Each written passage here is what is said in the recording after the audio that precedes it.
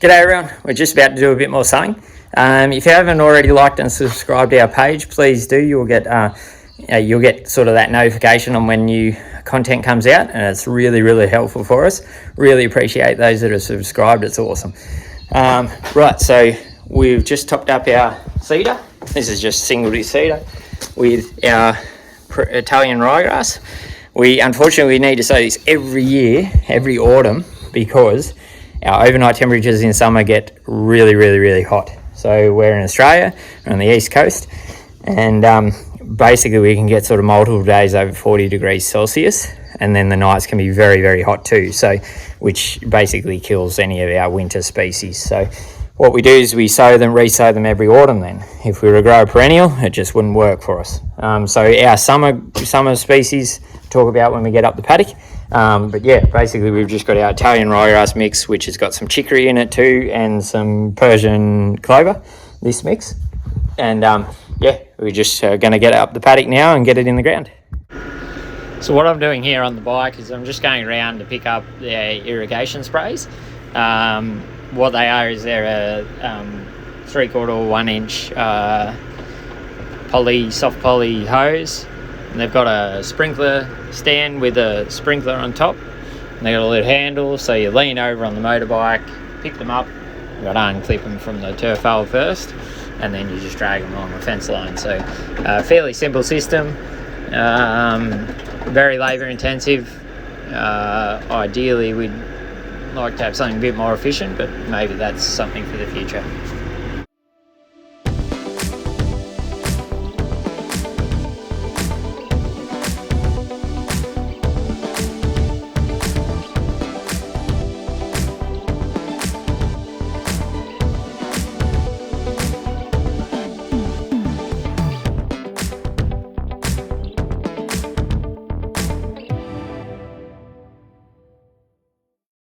Getting our marking foam marker. So basically that's just that. We've got a foam marker on the cedar to make it easier to see where we've gone, because sometimes when we've flower mowed or mulch and then the single discs have gone in, it's quite hard to see where they've been. So we just have a little foam marker set up. It used to be on the spray rig, but we use GPS for that now.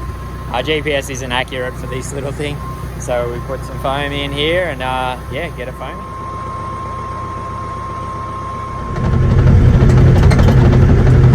Spring is Paddock over here, so that's where our close to calving cows go, and so we can keep a close eye on them. We can sort of see them from the dairy and from the house at night. It's close and handy to the dairy when we do have to get them out when they've got a calf. Over here is one of the tree planting gullies. So what we're aiming to do is eventually we'll have all the creek lines and gullies and rivers on the farm fenced off from livestock and planted out with native vegetation. And then the remaining areas of the farm should be highly productive sort of pastures. Just sort of gives us a bit of a plan for the future, I suppose. We've got nice new tracks here. Gravel tracks. We've got a gravel quarry at the farm, and we've had the moving contractors here lately to do some gravelling, so that when we get really wet weather, the cows can be well up out of the wet, and if we really need to at a pinch, we can feed along the edges of these tracks, feed our silage there, so the cows aren't in mud and causing all those mastitis issues. So along with the gravel laneways we're going to be doing another couple, but we've done one concrete culvert crossing across the creek, and where the creek, once it gets a flow up, it just runs over the top of the concrete. If we were to do gravel, we would have lost all our gravel, so need to investigate.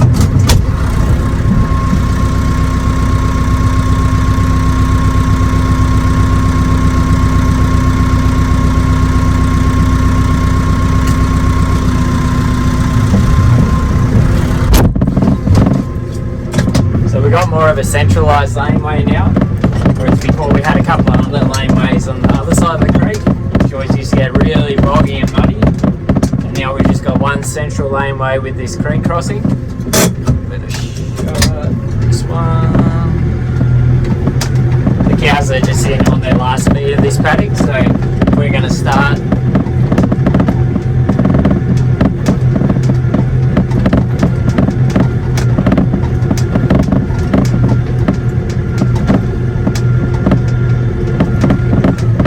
We're going to start up in this paddock today, even though the cows are in it, and then after we finish it, probably tomorrow arvo, we'll be in here with the flower mower or mulcher, getting rid of any remaining grass and thatch from the kikea. So this is actually kikea, this green grass you can see here, and it'll start to go dormant in when the cold weather comes through.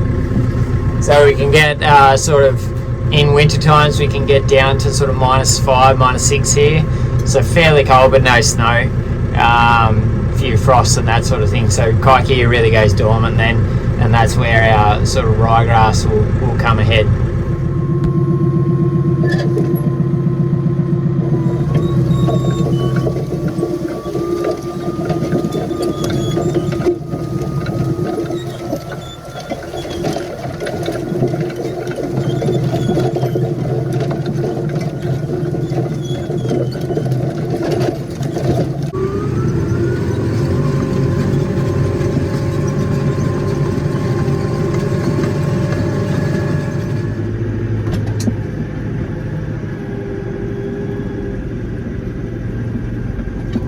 Steeped it.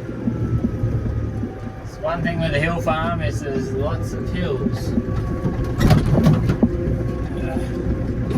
Hills and some rocks. Perfect for the direct drill machine.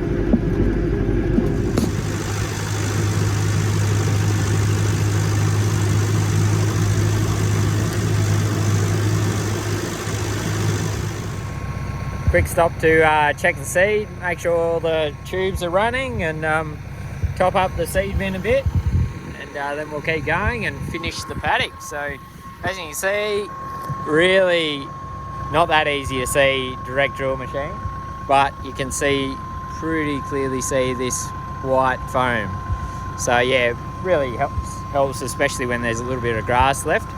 But yeah, these girls are sort of polishing off the last of it today, and then they'll come out of here. We'll have the flail mower in here, tomorrow arvo, and get all the rest of this grass knocked down, and then the seed can have a really good go at growing. So as you can see, it's sort of just little slits here, and we've got plenty of moisture, so beautiful. It should germinate really quick at this time. It's still warm enough too. So yeah, thanks for watching, and stay tuned for the next video. There's always one. She's the oldest cow in the herd, and she's not going to move for anyone. Come on, girl. I'll have to get out, I suppose. You hop up. Wait, come on. Out of the way. Out of the way. Out of the way. Come on.